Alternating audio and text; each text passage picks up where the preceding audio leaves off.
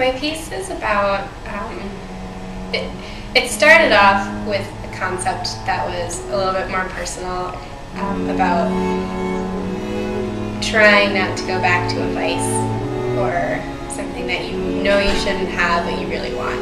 And I started to work with that, and I realized that I wasn't coming up with anything that was driving me, so I turned to the music, and the music's this really beautiful piece by Bieber, not Justin. And I really started to listen to it and listen to the levels of the music and how it just keeps building layers and layers on, and I started to work with that a little bit more in my movement, and just like the feeling of pushing and pulling and that kind of a inspiration instead of a story.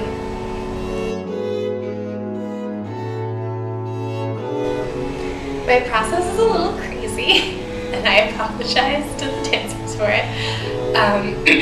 I have a very small space to work with in my apartment, so I tend to think about these things in my head at work, or I'll flit around my apartment in this much space. And so when I finally get a chance to move into a bigger space, I don't always love what I've come up with when I set it on the dancers, and so I really like to sit and digest it over some time and come back to it with a new eye and try something new.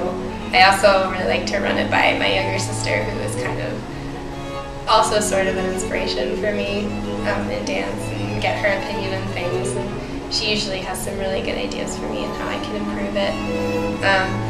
But it's mostly just trial and error and seeing how what I've come up with in my head works on the dancers' bodies or doesn't, or in general how it looks, and going from there.